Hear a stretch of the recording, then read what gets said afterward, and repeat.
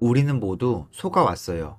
우리의 능력과 잠재력, 기억력, 습득 능력, 그리고 지능들이 발 사이즈처럼 정해져 있다는 것은 절대 사실이 아닙니다.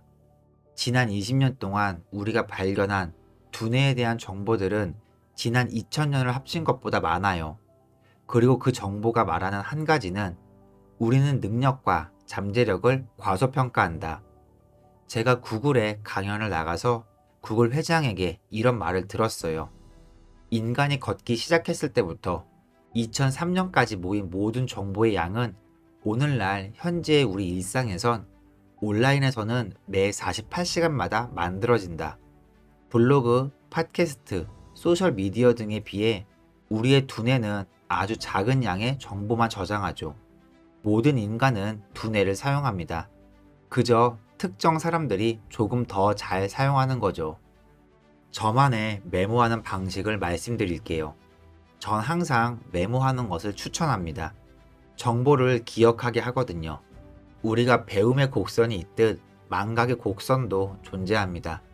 연구 결과에 따르면 책, 팟캐스트, 세미나 등 우리가 습득하는 정보들은 48시간이 지난 후에 80% 정도 잊어버린다고 하더군요. 저의 메모하는 법 강의에서도 말씀드렸지만 최악의 메모 습관은 무식하게 똑같이 써내려가는 겁니다. 모든 걸 따라서 적는 거죠. 실제로 대학에서 실험을 해봤어요. 모든 단어를 적는 사람들의 이유는 많은 정보를 담으려 하기 때문이었고, 그렇게 20장 가까이 메모를 했죠. 하지만 정작 중요한 정보가 뭔지도 몰라요.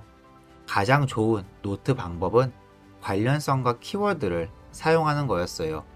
예를 들어서 제가 추천하는 한 가지 방법은 노트 필기를 하기 전 일직선으로 선을 그은 후 노트의 왼쪽에는 받아들인 정보와 키워드를 적고, 그리고 오른쪽에는 받아들인 정보가 아니라 정보를 만들어내서 써내려가는 거예요. 받아들인 정보를 이용해서 느낀 점 등 새로운 정보들을 만드는 거죠.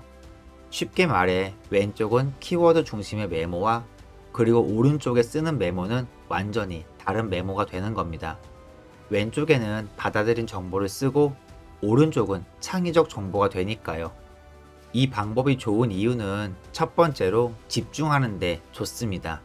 많은 사람들은 정보를 듣는 와중에 다른 생각이 들곤 하잖아요. 주의가 산만해지죠. 이처럼 다른 생각이 들 때 오른쪽에 메모를 하는 겁니다. 다른 성향의 두뇌를 위해 양쪽에 메모하는 거죠. 좌뇌는 더 논리적이고 언어적이며 선형적인 성향을 띠고, 우뇌는 상상력과 창의적인 성향을 띠잖아요. 오른쪽엔 창의적 메모를 쓰는 겁니다. 또한 이 방법은 자신에게 질문하게 합니다. 전 모든 답이 질문에서 나온다고 생각해요. 예를 들어 전 메모를 할 때 오른쪽엔 궁금해지는 창의적 질문들을 적죠. 지식과 행동이 필요한 질문들 말이에요. 이 세 가지 질문을 가장 자주 합니다. 첫 번째는 이걸 어떻게 사용할 수 있을까? 전 항상 이 질문을 저에게 합니다. 배움의 이유는 단순 배우는 데 있는 게 아니라 어떤 정보를 배움으로 인해서 이익을 취하기 위한 거니까요. 제가 스스로에게 묻는 두 번째 질문은 왜 이걸 반드시 사용해야 할까? 입니다. 사람들은 행동하는 법은 알아도 얻은 지식을 행동으로 옮기진 않아요. 그리고 해야 할 이유를 못 만들면 까먹게 됩니다. 이유가 결과를 만들거든요. 그리고 세 번째 질문은 내가 이걸 언제 쓸 수 있을까? 예요. 이 질문을 행동으로 옮기기 위해서 우리가 가진 가장 강력한 실행 도구, 캘린더를 추천합니다. 핸드폰 속에 어플로도 괜찮고 혹은 실제 달력을 이용하는 것도 좋아요. 어디에 써놓지 않으면 그건 현실이 되지 않거든요.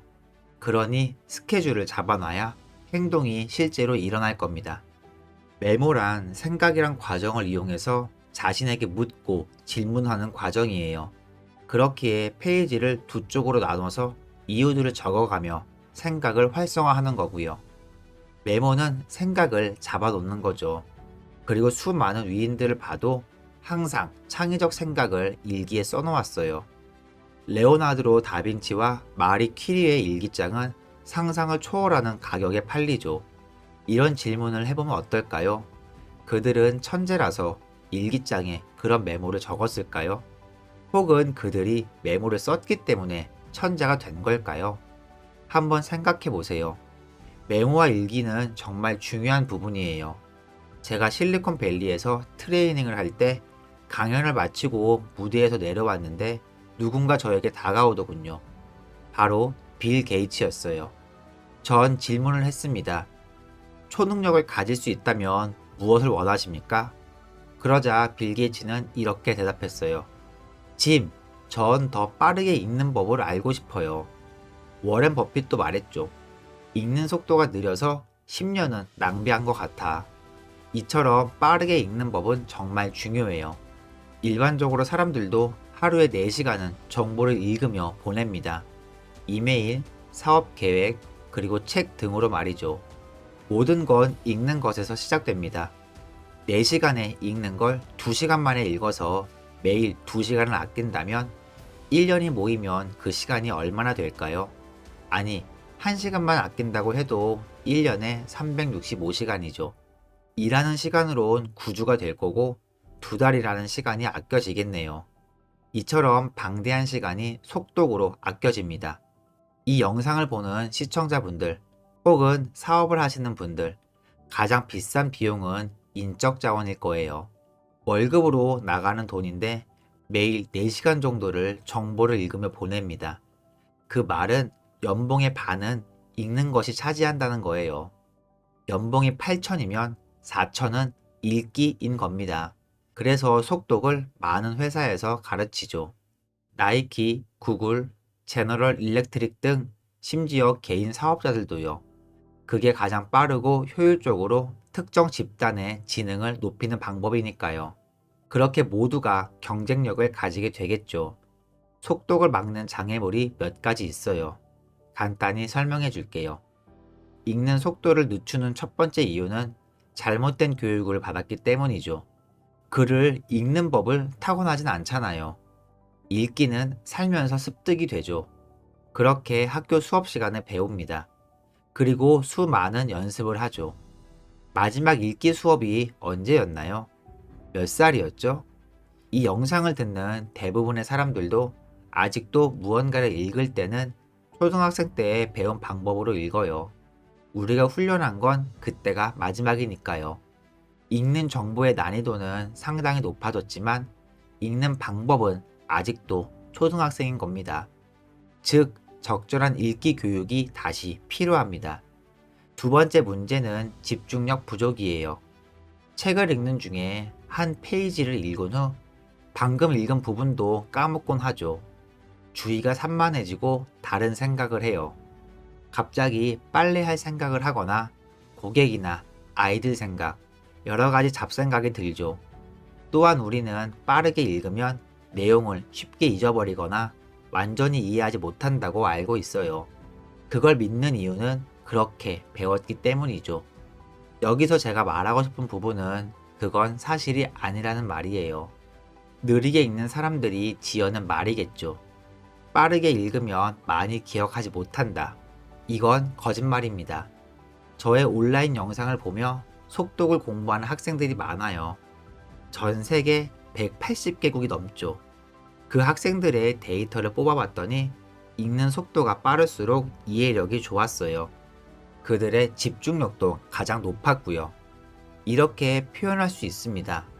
당신의 뇌는 슈퍼컴퓨터인데 그 컴퓨터를 이용해 읽는 속도는 슈퍼컴퓨터에 이렇게 입력하는 거예요. 한 번에 한 글자씩. 알맞게 비유를 해보자면 당신은 마인드를 굶주리게 만드는 거예요. 그렇게 느리게 말을 하니까 대화 한 번에도 며칠이나 걸릴 겁니다. 그리고 대화 중에 어떻게 될까요? 천천히 말한다면 잡생각이 들고 지루해서 졸립거나 뭔가 다른 것들을 생각하겠죠. 우리가 천천히 읽을 때도 같은 일이 일어나요. 잡생각이 들고 잠이 오죠. 그렇게 다른 생각을 하게 돼요. 우리의 뇌는 알맞은 생각과 자극을 못 받으면 다른 곳에서 그 자극을 찾으니까요. 그 이유가 산만해지는 거예요. 가장 큰 세 번째 걸림돌은 속으로 따라 읽는 것, 속읽기라고도 합니다. 지금까지 말한 것들 중 가장 큰 장애물이에요. 우리는 무언가를 읽을 때 내면의 목소리로 읽잖아요. 머릿속으로 따라 읽는 거죠.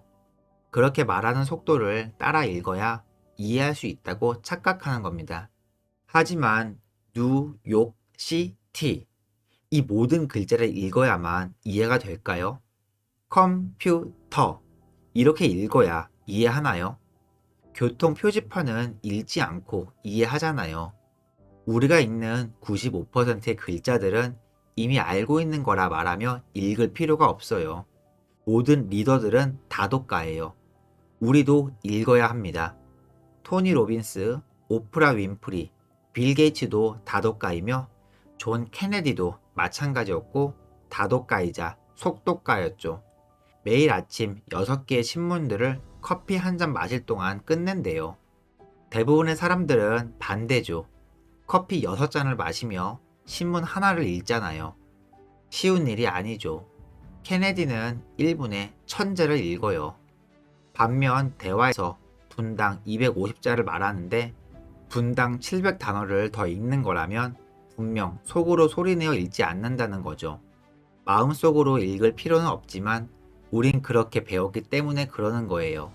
즉, 가장 빠르게 배우는 법은 성공과 같아요. 알고 있는 것을 다 버려야 하죠. 누구나 어릴 땐 소리내서 읽어야 했겠죠. 선생님이 발음이 맞는지 확인해 주시니까요. 그 후 선생님이 시키잖아요. 조용히 속으로 읽어라. 머릿속으로 읽으면서 기억해라. 그렇게 자신 내부에서 말하며 읽는 거예요. 그 후로 계속 그렇게 읽었겠죠.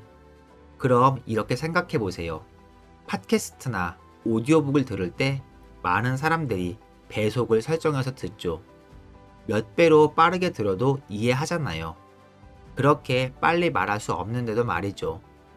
그렇게 생각해 본다면 마음속으로 같이 읽게 된다면 당신의 읽기 속도는 말할 수 있는 속도에 제한되겠죠. 생각하는 속도도 이에 따라 제한되죠. 더 빠르게, 더 많이 이해할 수 있는데도 어릴 때 배운 잘못된 습관이 모든 걸 제한합니다. 제게 도움을 구하는 사람들은 말해요. 전 똑똑하지도 기억력이 좋지도 않아요.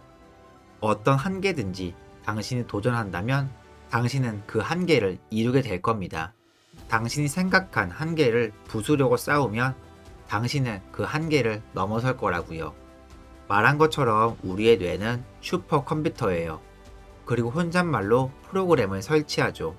그런데 혼잣말로 난 사람 이름을 너무 잘 까먹어. 그러면 만나는 사람의 이름을 잘 까먹게 될 거예요. 슈퍼컴퓨터를 그렇게 세팅했으니까요. 영어에서 가장 강력하고 동시에 가장 약한 단어는 나는 무엇이다. 이 문장에 무슨 단어를 넣어서 어떻게 문장을 끝내든지 당신은 그걸 얻을 운명이 되니까요. 제가 이 부분을 설명하는 이유는 변화를 원한다면 가지고 있는 편견을 버려야 한다는 겁니다. 또한 변화를 위해 행동 전에 아주 큰 장애물이 있어요. 그건 바로 주변 환경입니다. 당신의 미래는 주변 사람들에 의해 결정됩니다. 왜냐하면 두뇌의 신경회로는 항상 주변 환경을 복제하려고 하거든요. 즉, 모두 내면에 천재성을 가지고 있어요. 이 영상을 보는 여러분 모두는 자신이 생각한 것보다 훨씬 높은 지능을 가지고 있어요. 그저 어떻게 쓰는지 배운 적이 없는 겁니다. 모든 사람들의 가장 큰 어려움은 자신이 충분하지 않다고 느끼는 거예요. 그게 우리를 가로막는 진짜 이유입니다. 거울 앞에 비친 자신에게 다시 한번 사랑에 빠지세요. 수많은 역경을 지나오고도 굳건히 서 있는 자신에게 말이죠. 또한 힘든 시간은 당신을 다시 정의하며 당신을 퇴화 혹은 발전시킵니다. 선택은 당신이 하는 것이에요. 제가 머리가 좋아지는 10가지 방법을 공유하려 합니다. 이 10가지 방법은 당신을 더 빠르고 현명하고 더 나아지도록 도와줄 수 있음이 과학적으로 증명되었습니다. 당신의 뇌, 건강, 체력 단련을 최적화합니다. 지금 내가 말하려는 것들은 어느 누구도 곰곰이 생각하려 하지 않습니다. 당연한 거 아닌가? 라고 말도 하겠지만 상식이라고 해서 습관이 되는 것은 아니잖아요. 그래서 이것을 보는 사람들에게 스스로 0부터 10까지 점수를 매겨보라고 합니다. 이 분야에서 내가 얼마나 잘하고 있는지 말이죠. 즉, 내가 어떻게 먹고, 어떻게 운동하고, 혹은 무엇을 하고와 같이 그러고 나면 당신이 알게 되는 게 있어요. 그건 사람들이 마법의 약을 원한다는 거죠. 세상엔 마법의 기억, 약은 없고 마법의 기억 과정만 있을 뿐이죠. 만약 모두가 하나의 특효약을 알고 싶어 한다면 10가지 방법의 모든 것을 해야 합니다. 그래야 핵심적인 초점 안에 맞춰지기 때문입니다. 8대2 법칙을 의미하는데 결과와 보상의 80%를 20%가 만드는 거죠. 그래서 뇌를 정말 빨리 열 수 있는 핵심의 10가지 방법은 첫째, 뇌 건강 음식입니다. 뇌에 좋은 음식이요. 왜냐하면 당신이 먹는 것이 바로 당신이 되기 때문이죠. 먹는 것은 특히 당신의 지능에 중요합니다. 당신의 두뇌에 좋은 특정한 음식들이 있죠. 아마 이런 음식들의 대부분을 먹고 있을 겁니다. 블루베리, 아보카도, 이것들 말이죠. 그리고 추천하고 싶은 10개가 있습니다. 그것들은 진짜 좋습니다. 그것들은 신경보호 작용이 있는데요. 다크 초콜릿 같은 거 말입니다. 분위기에 좋은 것은 보통 당신의 마음에도 좋아요. 그래서 좋은 두뇌 영양식이 첫 번째죠. 얼마나 식사를 잘하고 있는지 0부터 10까지 범위로 그냥 자기를 평가해 보세요. 두 번째, 벌레 죽이기입니다. 무의식적인 부정적인 생각들이나 혼잣말이죠. 사람들이 0부터 10까지 그것의 느낌과 당신이 얼마나 잘하고 있는지를 평가하게 합니다. 뿐만 아니라 어떻게 하면 더 빠르게 제거할 수 있는지를 평가하죠. 몸속에 넣는 음식을 씹는 것처럼요. 그럼 우리 몸속에 넣어야 하는 생각은 어떻습니까? 그것 또한 씻어야 하죠. 만약 30일 동안 부정적인 생각이 없다면 언젠가는 불평 같은 것을 하지 않게 되는 것이죠. 왜냐하면 다시 말하지만 사람들은 매우 중독되어 있어요. 불평과 불만, 이것들의 말이죠. 당신이 무엇을 연습하던지 말 그대로 그것들을 더 많이 습득할 수 있도록 당신의 뇌를 다시 연결하는 것입니다. 그건 끌어당김의 법칙이 아니라 진행 중인 행동에 관한 법칙이죠. 그렇게 이루어집니다. 왜냐하면 모든 행동은 믿음에 의해 조절되기 때문입니다. 뇌를 다시 연결한다는 것은 문자 그대로 그러한 것들을 연습하는 것이죠. 사람들이 이런 말을 합니다. 두려워하는 사람은 1000번 죽는다.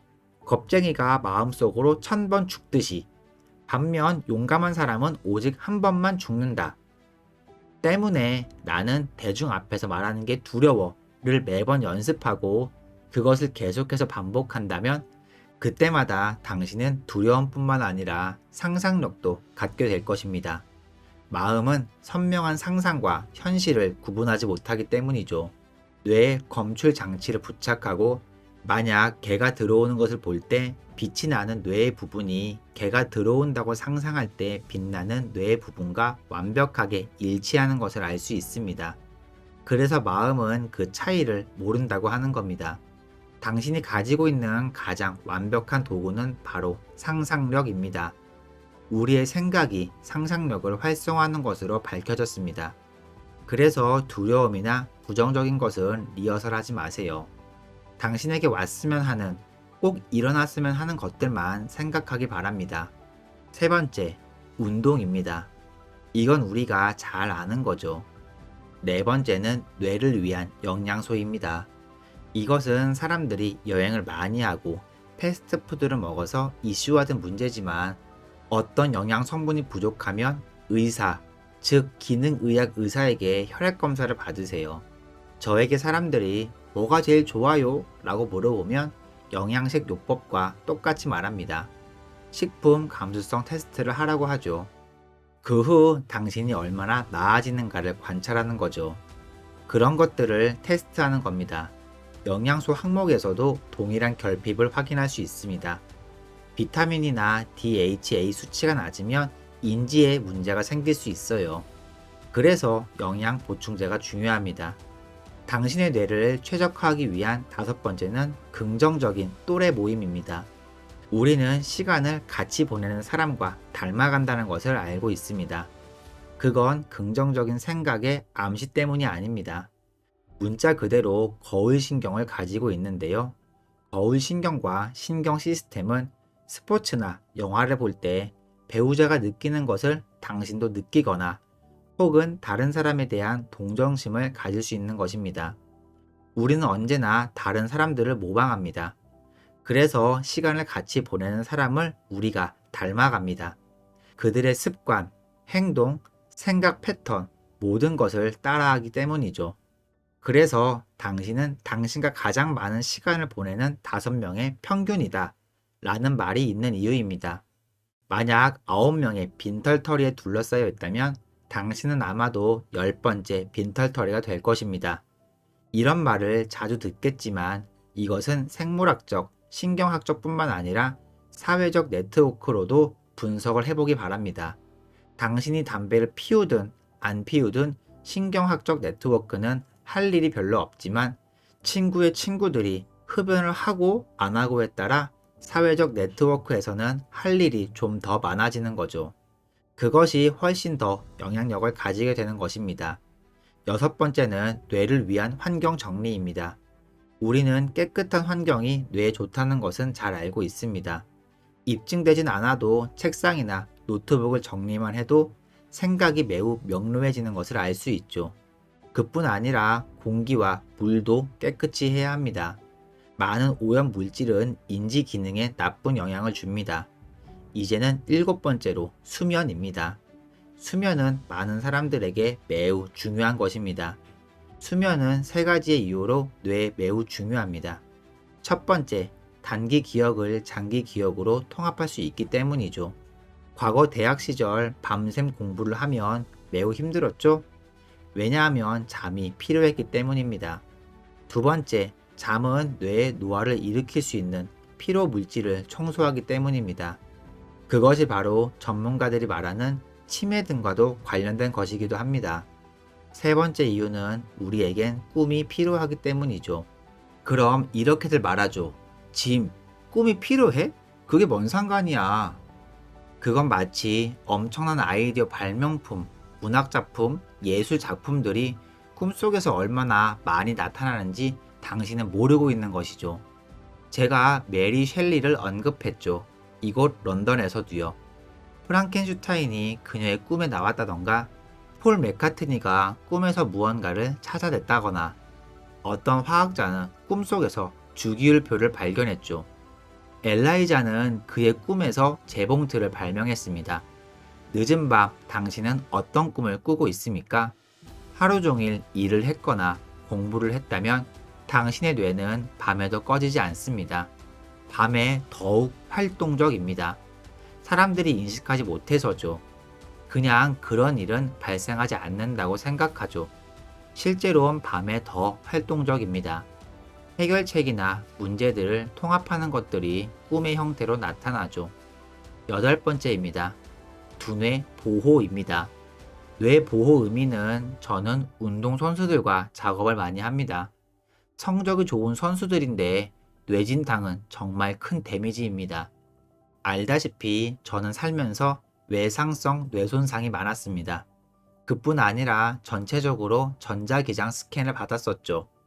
사람들이 인식하지 못해서 그렇지 스마트 기기처럼 우리 뇌는 전기를 가질 준비가 안 됐어요. 우리 뇌는 그렇습니다.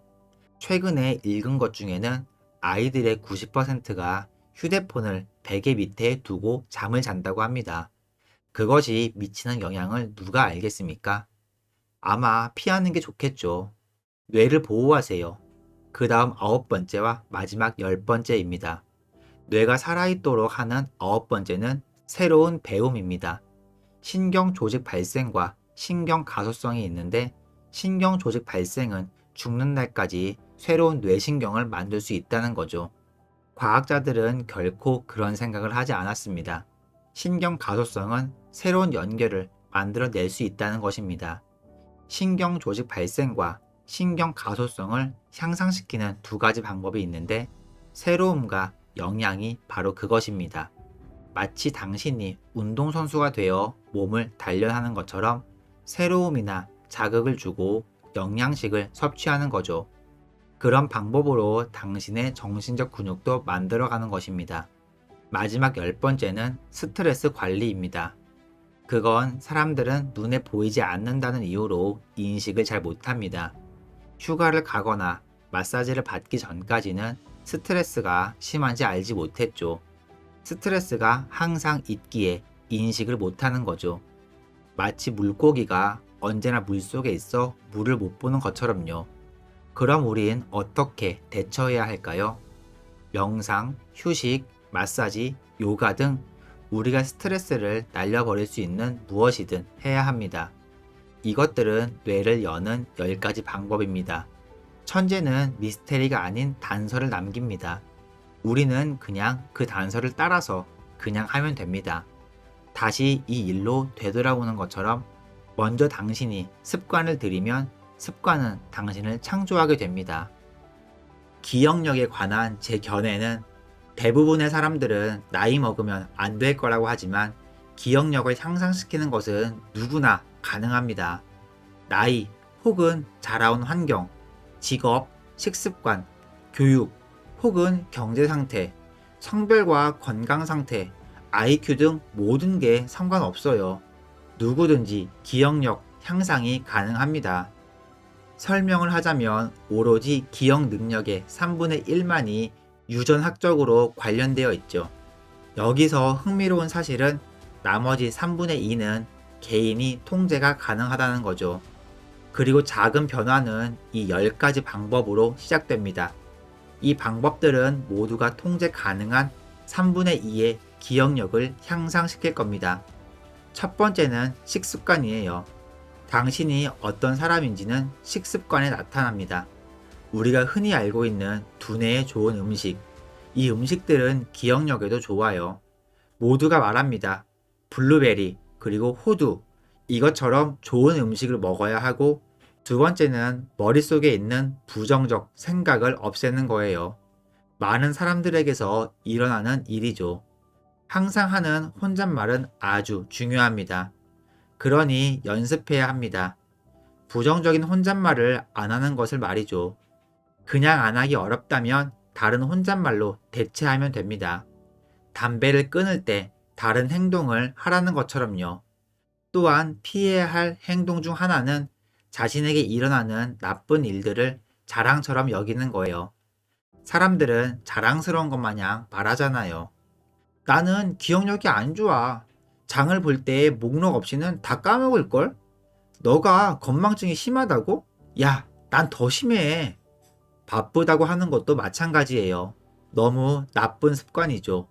자기가 더 바쁘다고 말하며 엄청난 노력을 하고 있다고 자랑합니다. 바쁜 삶을 멋진 일로 생각하는 그런 나쁜 습관은 버려야 합니다. 그렇게 바쁜 일상을 만드는 것을 자랑으로 여기면서 그래놓고 왜 스트레스 받는지 궁금해하죠. 그러니 부정적인 생각은 버려야 합니다. 세 번째, 매일 해야 하는 행동은 운동이에요. 두뇌와 몸은 연결되어 있으니까요. 실제로 몇 가지 운동은 두뇌와 직접적 연관이 있어요. 하나의 예로는 저글링이에요. 두뇌에 너무 좋은 운동이죠. 작년에 옥스퍼드 대학 연구에 따르면 저글링을 하는 사람의 뇌는 더 커서 두뇌에 더 많은 신경 섬유를 생성할 수 있죠. 또한 속독에도 도움이 된다고 해요. 3개의 공을 던지고 받지만 우리의 눈은 2개니까 모든 공에 집중하기는 불가능하죠. 따라서 눈은 공 하나를 응시하지 않고 전체적인 주변 시력을 향상시킵니다. 시각적으로도 훈련이 되는 거죠. 마찬가지로 독서를 할 때 넓게 보게 되고 결과적으로 이 운동으로 두뇌에서 신경 섬유의 분비가 많아지죠. 제가 가르치는 운동은 교육 운동학이라고 불립니다. 몸의 특정 부분을 움직이면서 두뇌의 힘을 키우는 거죠. 운동으로 좋은 몸매를 유지하는 것도 두뇌에 좋은 영향을 끼치고 두뇌에 생길 문제들을 대비할 수 있죠. 네 번째 비밀은 두뇌에 필요한 영양소입니다. 대부분 사람들은 먹는 음식에서 충분한 영양소를 섭취하지 못하기에 보충제를 먹어주는 게 좋아요. 다섯 번째는 정말 중요한 것 중 하나죠. 긍정적인 인간관계. 식습관이 당신을 결정하기도 하지만 주변 사람들이 당신을 만들어 가기도 해요. 만약 당신이 큰 두뇌를 원하고 더 활동적인 마인드를 원한다면 당신을 앞으로 나아가게 하는 사람들, 응원해주고 가르쳐주는 사람들과 어울린다면 당신은 긍정적으로 바뀔 겁니다. 함께 가장 많은 시간을 보내는 5명의 사람들이 당신의 미래를 결정하니까요. 즉, 긍정적인 인간관계는 두뇌에도 중요해요. 여섯째는 주변을 정리하는 겁니다. 이젠 모두 알다시피 외부 세계에 자신의 책상을 정리하면 신체 내부에서도 같은 효과가 일어납니다. 그래서 주변을 잘 정리하는 것은 두뇌에도 너무 좋은 습관이에요. 일곱 번째는 두뇌에 좋은 습관은 이건 저도 꼭 지키는 부분인데 바로 수면입니다. 수면은 너무나 중요해요. 우리는 잠을 자며 에너지를 회복하기 때문이죠. 하지만 요즘 세상은 적게 자는 것을 좋은 일로 여기는 탓에 어떤 사람들은 충분한 수면을 취하지 못하죠. 모든 사람들이 알아야 할 부분은 만약 당신이 올바른 사람과 어울리지 못하고 충분한 잠을 자지 못하고 있으며 안 좋은 식습관 혹은 부정적인 생각들이 가득 차 있다면 그중 한두 가지만 고치려는 노력을 하게 된다면 그 누구라도 어떤 상황에 있더라도 2배 이상 성장할 수 있을 거예요. 몸의 능력이 2배가 활성화될 테니까요. 여덟 번째 방법은 뇌를 보호하는 겁니다. 두뇌를 보호하는 것은 매우 중요해요. 생각보다 머리 다치기는 매우 쉽습니다. 만약 익스트림 스포츠를 한다면 반드시 헬멧을 써서 머리를 보호해야 해요. 사람들이 내가 고생한 방식으로 고통받는 것을 결코 원하지 않거든요. 저도 그렇게 매일매일 15년 동안 고통받았어요. 아홉 번째 방법은 새로운 것을 배우는 거예요. 매일 아침 기상했을 때와 잠들기 전까지 새로운 것을 배우려고 노력하세요. 인류가 지난 20년 동안 배운 정보들은 그 전 2000년의 정보들보다 방대합니다. 또한 뇌과학적 연구에 따르면 인간은 나이가 아무리 많더라도 뇌세포를 생성할 수 있습니다. 신경학적 연구 결과로는 신경은 플라스틱과 같아서 유연하다고 하더군요. 그렇게 새로운 생각을 할수록 더 많은 연결점이 만들어집니다. 천재 아인슈타인은 뇌가 컸던 것이 아니라 신경이 마주치는 부분이 많았던 거예요. 일반적인 사람에 비해서 말이죠. 그리고 그 연결은 새로운 걸 배울 때 나타납니다. 그 과정이 배움이에요. 아는 것과 모르는 것을 결합해서 새로운 연결점을 만드는 거죠. 그러니 새로운 걸 배우려고 노력하세요. 가장 중요한 것 중 하나예요. 마지막 10번째, 제가 매일 연습하려는 부분은 스트레스 관리입니다. 사람의 두뇌의 가장 큰 장애물은 바로 스트레스입니다. 스트레스는 코르테솔, 아드레날린을 분비하며 투쟁, 도피 반응을 일으키죠. 이 상황에서 공부를 하거나 시험을 보면 좋지 않은 결과가 나타나죠. 보고서와 저널을 읽어야 하거나 새로운 것을 배울 때 도움이 되지 않습니다. 심지어 새로운 언어를 배울 때도요. 스트레스는 두뇌를 멈추게 해버릴 거예요. 이 10가지가 제가 매일 하는 연습이에요. 이게 당신의 모든 변화의 시작이 될 겁니다. 아마도 최고의 수업이 될 겁니다. 여러분 인생에서 말이죠. 오늘 말할 것은 두뇌의 힘을 2배 늘리는 법입니다. 곧 2배 빠르게 읽을 수 있고 집중력도 2배, 기억력도 2배, 간단히 시간이 2배 줄어들 겁니다. 어느 분야에서도요. 하지만 조금 다르게 접근할 겁니다. 두뇌 해킹 방법을 알려드릴게요. 이걸 기억하세요. 하루를 승리하고 싶으면 첫 1시간을 승리해야 돼요. 하루를 잘 보내려면 그날의 첫 1시간을 잘 보내세요. 모두 집중력을 높이고 싶죠? 요즘 어디에 집중하세요? 우리는 방해로 가득 찬 세상을 삽니다. 최고의 두뇌 해킹을 알려드리죠. 최악의 습관은 하루의 첫 시간에 핸드폰을 보는 겁니다. 높은 성과를 위해선 정말 최악의 습관입니다. 설명해 드리죠.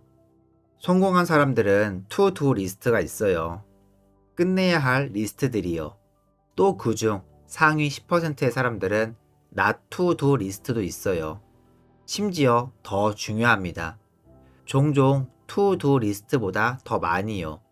그들은 무엇을 하면 안 되는지 명백히 알고 있어요. 그것들이 에너지를 낭비하며 집중력도 낭비하거든요. 그 리스트 중 하나가 뭔지 아세요? 멀티태스킹. 모든 과학적 증거들이 아주 명백히 입증합니다.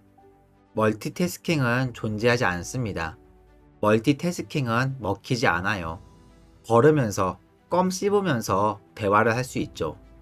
근데 저는 이런 걸 얘기한 게 아닙니다. 저는 2가지 이상의 인지적 행동을 말하는 겁니다. 현실에 멀티태스킹은 없으며 현실에 쓰이는 용어는 태스크 스위칭, 즉 업무 전환입니다. 한 업무에서 다른 걸로 옮겨가는 겁니다. 이때 도파민이 뿜어져 나와 뭔가 흥분되고 몸이 달아오르며 엄청 일을 잘하는 것처럼 느껴지죠. 아닙니다. 그냥 바쁜 겁니다. 이유는 이렇습니다. 업무에서 다른 업무로 전환할 때마다 5분에서 20분이 걸립니다. 당신의 흐름과 집중도도 전환하기 위해서요. 이해가 가십니까?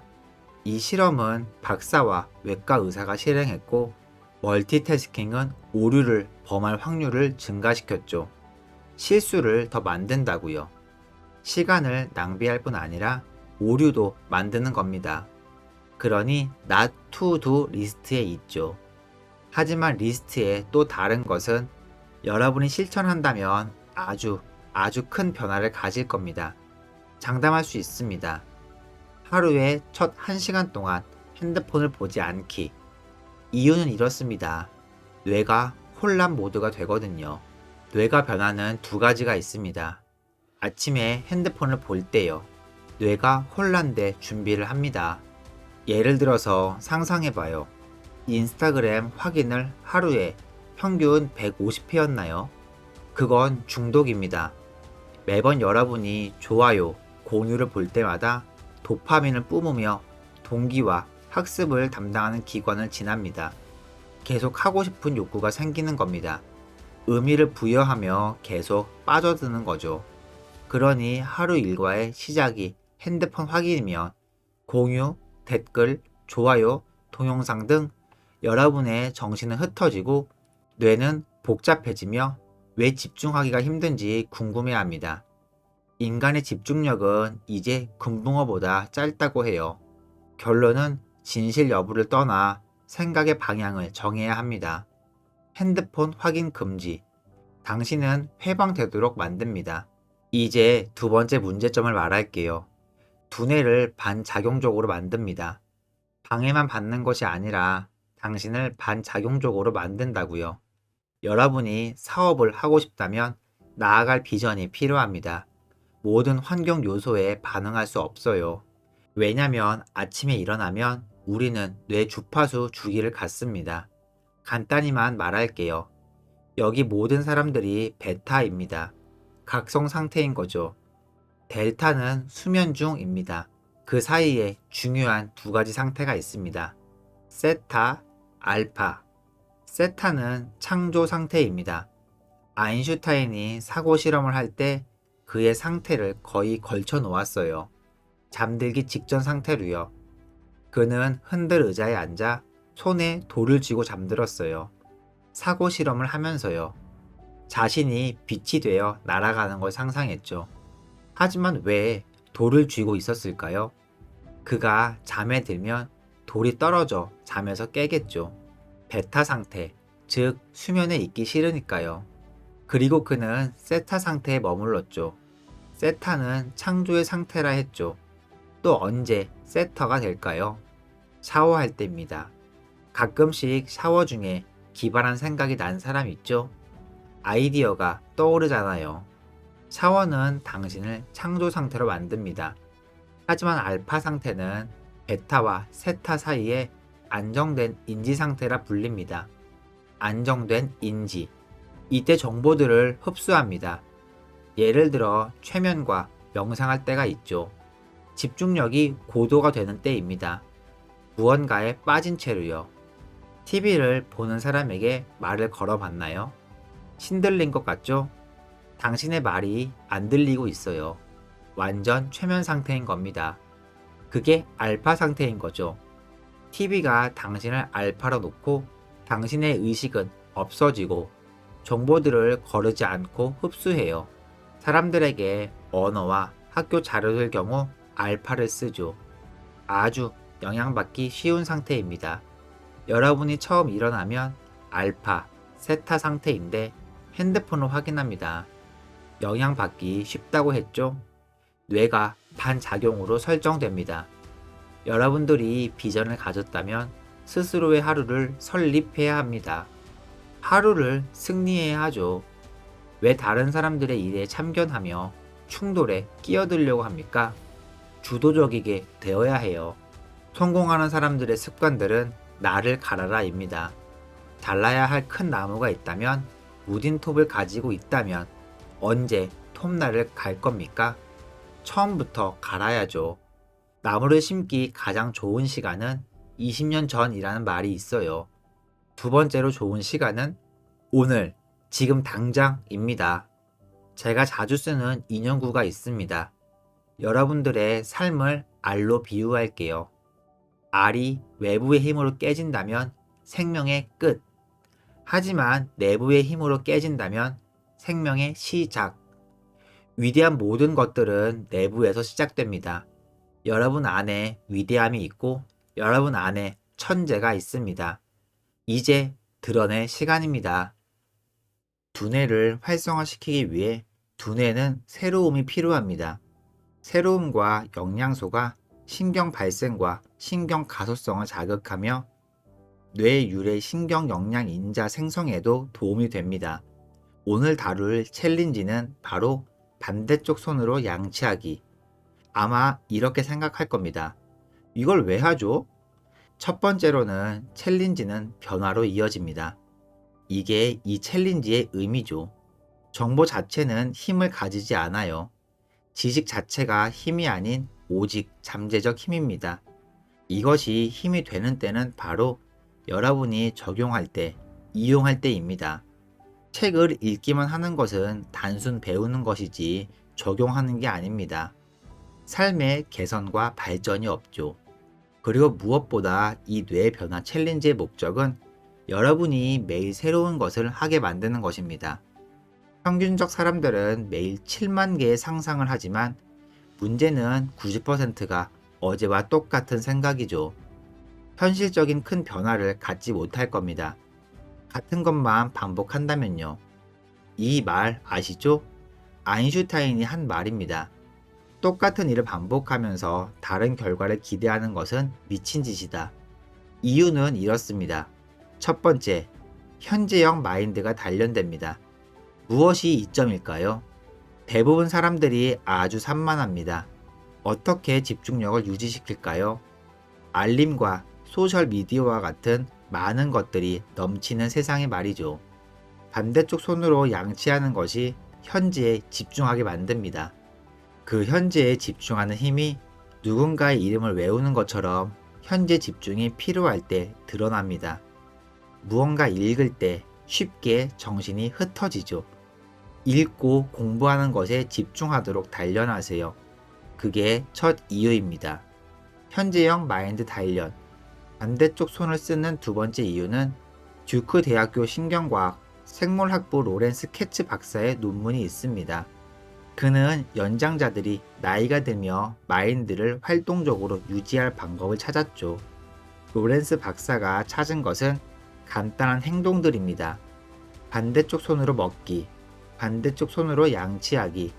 이것들이 당신에게 어려움을 주는데 몸을 움직이면서 뇌도 움직이게 되며 두뇌의 세 부분을 자극하게 됩니다. 처음에는 어렵고 어색하게 느껴지겠지만 새로운 신경 회로를 만들게 됩니다. 결국 이것이 뇌 유래 신경 영양 인자, 신경 가소성, 새로운 두뇌 세포와 새로운 연결을 만듭니다. 이게 뇌 근육을 키우는 거죠. 저는 진심으로 이 챌린지가 변화를 만들 것이라 믿습니다. 당신이 찾는 보물은 당신이 피하는 장소에서 발견됩니다.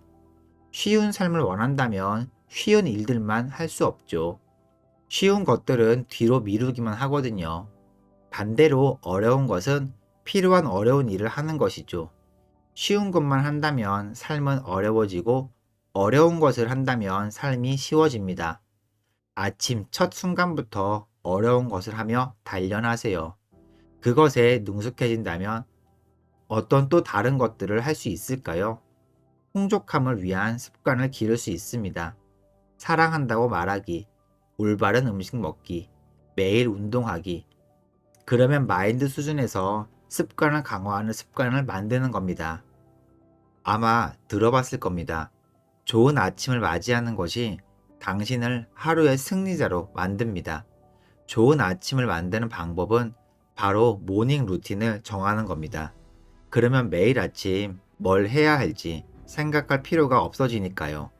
그렇게 당신이 이른 아침에 좋은 루틴을 반복하면 과학적 모멘텀이 당신의 하루를 효율적으로 만들 거예요. 긍정적 추진력에도 반응하기가 수월하죠. 하지만 대부분은 아침에 핸드폰을 먼저 확인합니다. 메시지들에 응답하면 아침부터 방해를 받아요. 우리는 아침을 자신을 위해 써야 합니다. 하루의 목표와 올바른 방향을 정해야 하죠. 제가 말하는 이 루틴은 저의 이상적인 아침입니다. 항상 노력하지만 몇 가지는 못하는 경우도 있습니다. 첫 번째 모닝 루틴은 제가 꾼 꿈을 되돌아보는 겁니다. 실제로 우리가 꾸는 꿈들은 일상에서도 강력한 영향을 끼칩니다. 많은 위대한 발명품들과 과학적 발견, 문학, 음악 등은 꿈에서부터 시작되었어요. 왜냐하면 꿈을 꿀 때 머릿속에서 무의식은 생각하던 문제에 대한 해결법을 찾으려고 합니다. 우리가 자기 전에 고민했던 문제들 말이죠. 두 번째 습관은 침대 정리입니다. 다들 아시는 부분이지만 만약 안 하고 계시다면 2분만 투자하세요. 이건 성공하는 습관입니다. 모든 일들이 하나하나 체크하며 완료해야 하는 일들이에요. 그러므로 침대 정리는 충분히 가치가 있습니다. 왜냐하면 사소한 작은 일도 모든 것을 말해주거든요. 그러므로 침대 정리라는 작은 일을 완료하는 것은 정말 강력한 습관입니다. 왜냐하면 이 습관은 다른 일도 잘할 수 있다는 자신감을 주니까요. 군대에서도 이용하죠. 또한 저녁에 집에 돌아와 저녁 시간을 보내기 전 당신은 완벽하게 정리된 침대를 보게 될 겁니다. 세 번째로는 주방에 가서 큰 컵에 가득 물을 마십니다. 자는 동안 몸에서 많은 수분을 사용했기 때문이에요. 그리고 유산균을 챙겨 먹어요.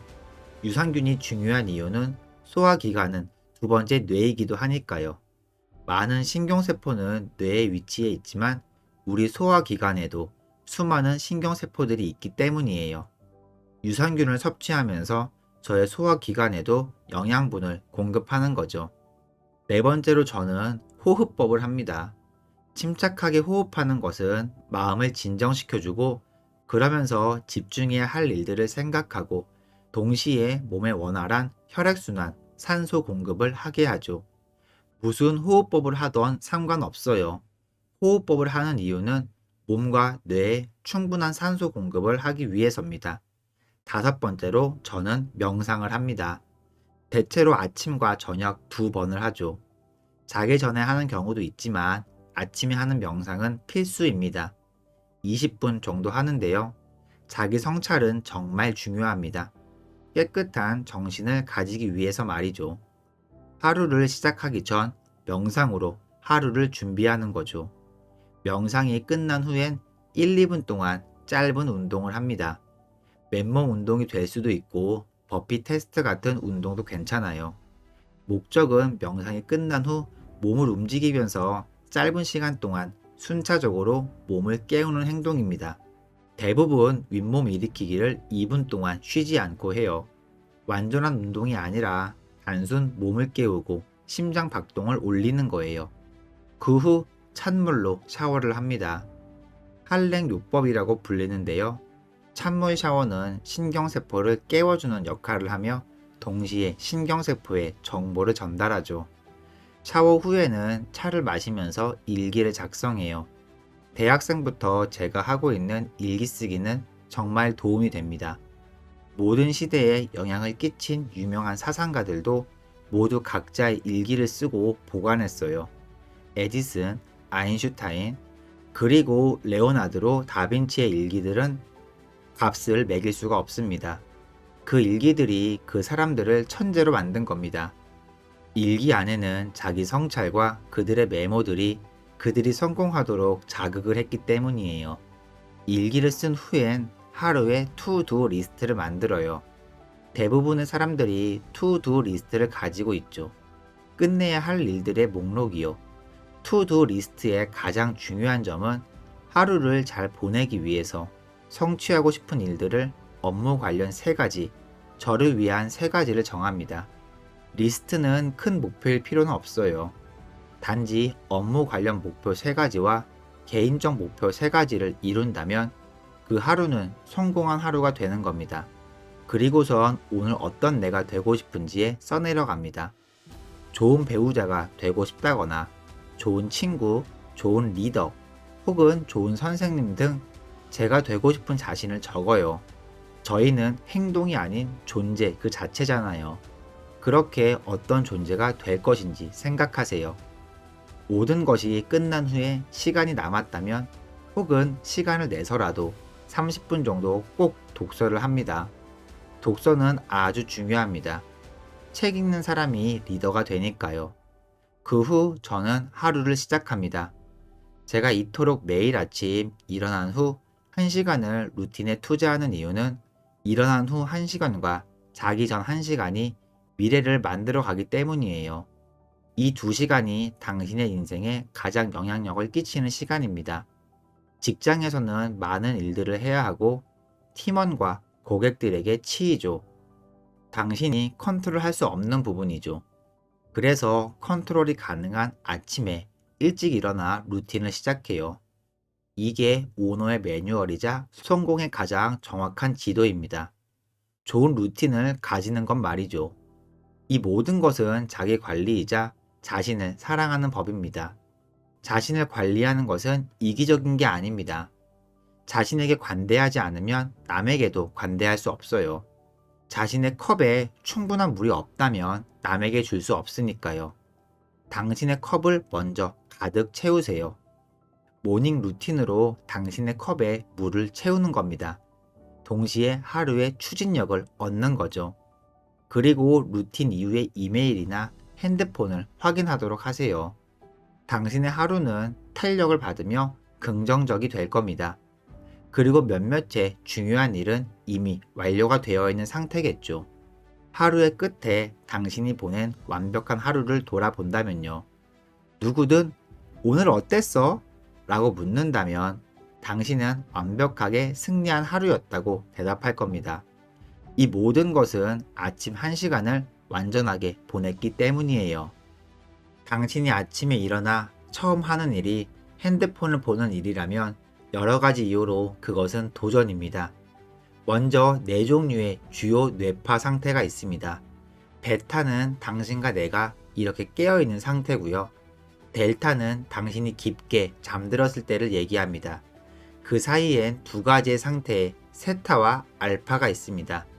그것들은 학습을 하는 데 있어서 가장 중요한 뇌파입니다. 그래서 세타는 잠이 들고 깨는 상태입니다. 세타 상태는 우리가 창의적이라고 부르는 상태인 것입니다. 당신이 가장 창의적일 때 대부분은 세타 상태에 있기 때문이죠. 당신은 알고 있지 않았나요? 잠에서 들고 깰 때 깊은 잠 근처에는 마음은 사라지고 아이디어가 떠오르는 것을요. 우리가 언제 세타 상태에 있는지 아세요? 샤워할 때입니다. 샤워할 때 좋은 생각들이 떠오를 때가 많은데 그렇지 않나요? 왜냐하면 당신이 세타 상태에 있기 때문이죠. 제 직업의 가장 큰 부분은 보이지 않는 부분을 보이게 하는 것입니다. 이런 이론을 입증하는 실험을 진행할 때는 저는 항상 사람들에게 내가 해보고 있음을 말합니다. 왜냐하면 마법 같은 방법이 있다는 것을 알았으면 하기 때문입니다. 누군가 인체를 주제로 운동, 교육, 기술 분야에서 특별한 작업을 할 때 거기엔 항상 흔적이 있죠. 왜냐하면 천재는 단서를 남기기 때문이죠. 세타 위에는 알파라는 상태가 있습니다. 완전히 깨어있고 인지할 수 있는 상태인 베타의 바로 아랫 단계입니다. 알파는 학습하기 좋은 상태고 배움을 가속화시킬 수 있죠.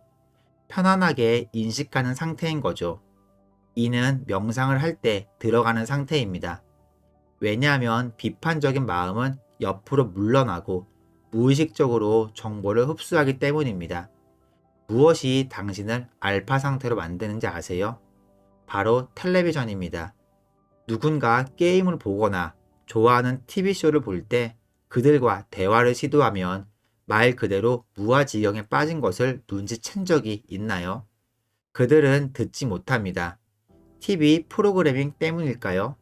사람들은 무아지경에 빠지게 하고 프로그래밍 한다니 정말 흥미롭습니다. 그게 바로 알파 상태입니다. 그것은 단지 정보가 마음속으로 들어가는 곳입니다. 그래서 우린 이 알파 상태에서 언어를 더 빨리 배우는 방법과 사실들을 더 잘 배우는 방법을 사람들에게 훈련시킵니다. 우리가 디자인한 편안한 의식 상태죠. 사람들은 그걸 알아차리지 못합니다. 이게 전부입니다. 저는 이것을 학교에서 가르쳤으면 합니다. 학교는 무언가를 배우는 최상의 장소이기 때문이죠. 수학, 역사, 과학, 스페인어 등 배워야 할 과목들이 많지만 배우는 방법에 관한 수업은 얼마나 있을까요? 그래서 제가 얘기하는 겁니다. 어떻게 비판적으로 생각하는가? 어떻게 하면 좋은 결정하는가? 어떻게 문제를 해결하는가? 어떻게 집중하고 전념하는가? 어떻게 하면 더 빨리 읽을 수 있는가? 어떻게 하면 더 기억을 잘 할까? 선생님들이 학교에서 무려 3시간을 가르칩니다. 읽기, 쓰기, 연산. 근데 기억나는 게 있나요? 무엇이 생각나죠? 소크라테스는 기억하는 것 없이 배우는 것도 없다 라고 말했죠.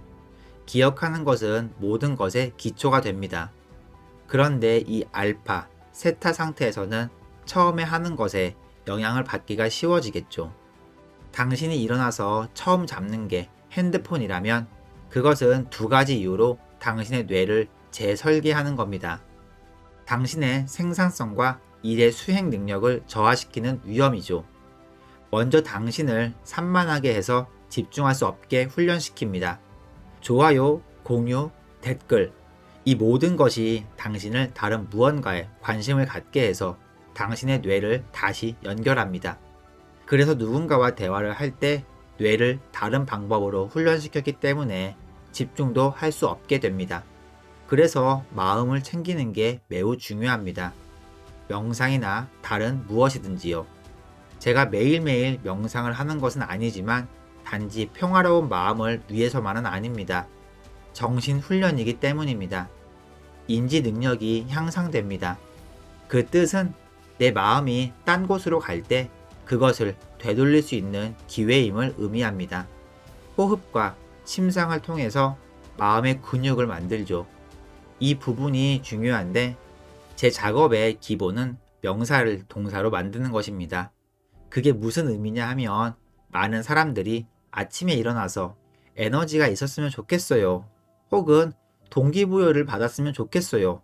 나는 오늘 창의력을 가지고 글을 쓰거나 비디오를 만들어야 또는 기억력을 가지고 집중력을 가지고 일하고 싶어요. 이렇게 말합니다. 그건 가지고 있는 것이 아니라 해야 하는 것들입니다. 당신이 사랑을 가지는 게 아니라 당신이 무언가를 사랑하는 겁니다. 당신이 에너지를 가지는 것이 아니라 당신에게 에너지를 주기 위한 행동을 하는 겁니다. 배우는 것에도 똑같이 적용해보면 집중력은 없고 집중하기 위한 과정이 있습니다. 기억력은 없고 기억을 향상시키는 단계들이 있고 더 잘 기억나게 하기 위한 단계들이 있죠. 창의력은 가지고 있는 것이 아닙니다.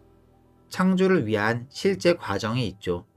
누군가는 하룻밤 사이에 자신에 대한 존경심, 자존감이 높아지길 원하는 사람도 있을 겁니다. 뇌에 대해 공부해 보세요. 믿기 어렵겠지만 당신은 즉시 자신감과 자부심이 향상됩니다.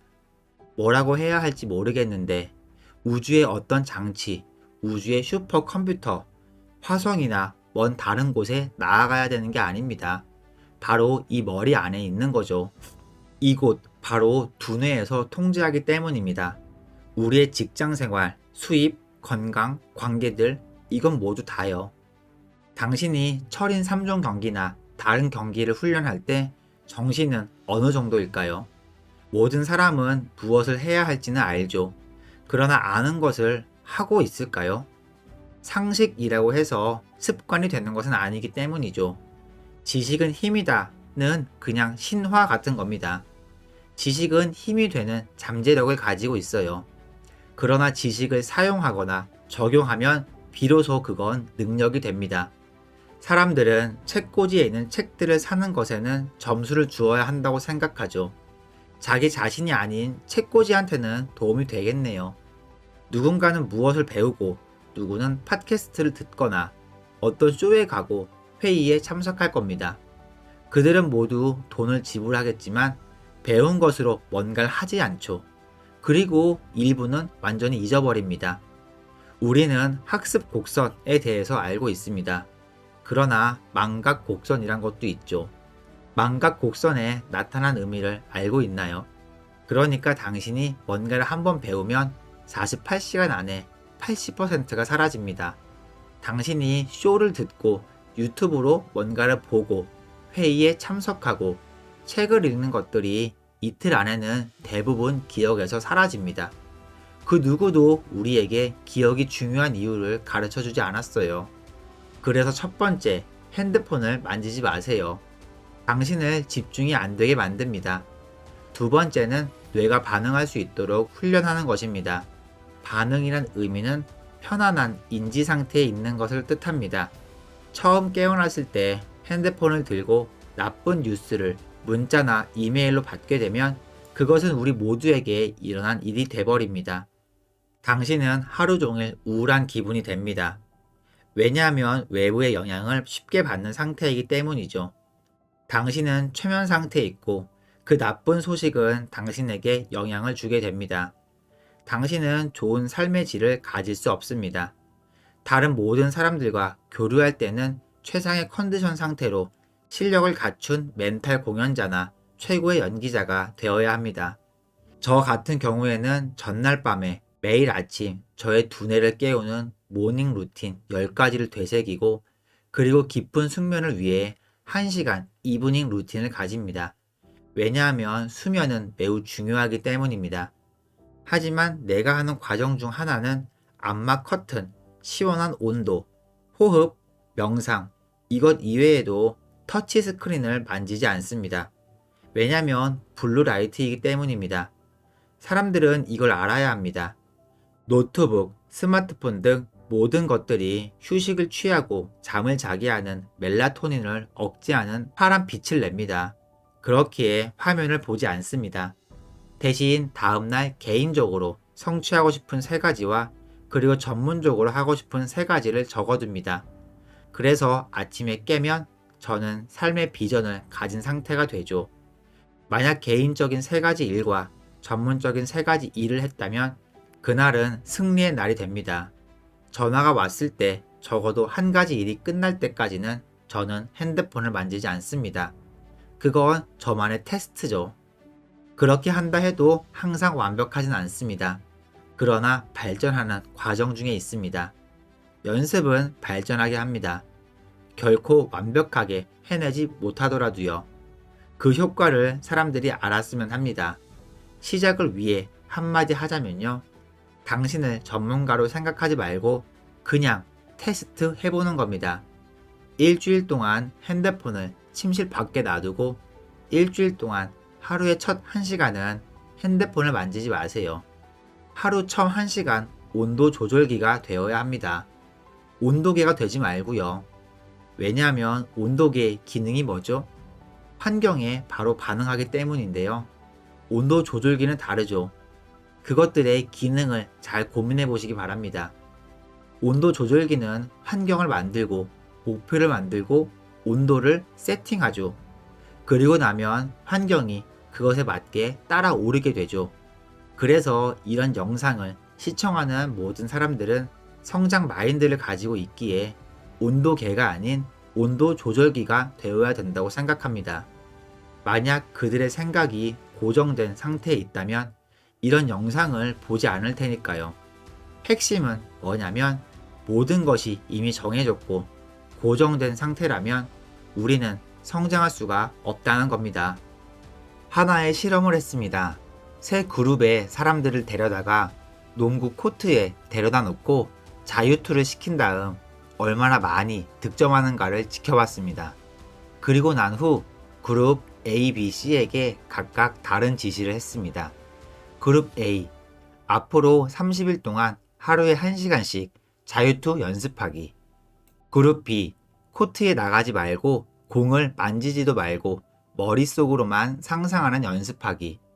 자유투를 성공적으로 던지는 본인의 모습 상상하기.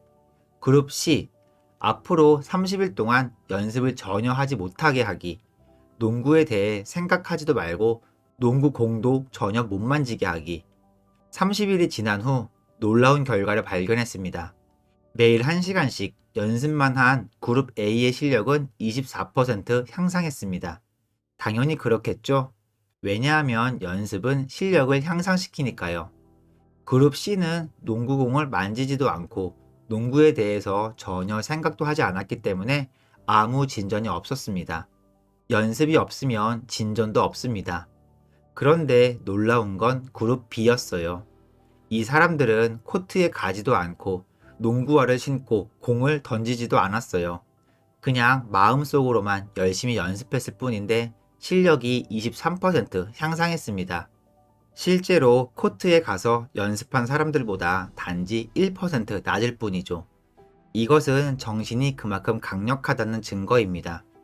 로저 베니스터도 자신의 성공을 시각화해서 결국 성공을 이룬 선수였습니다. 위대한 운동선수들은 신체적인 훈련만 하는 것이 아닙니다. 그들은 정신적 훈련을 통해 결과를 발전시킵니다. 이 강의에서 제가 여러분에게 원하는 것은 시각화 기술을 연습하는 것입니다. 여러분의 완벽한 하루를 상상하시기 바랍니다. 여러분의 잠재력이 터지는 하루는 어떤 모습일까요? 아침에 일어나 잠자리에 들 때까지 완벽한 하루를 그려보세요. 머릿속에서 그려낼 수 있다면 실제로 이룰 수 있습니다.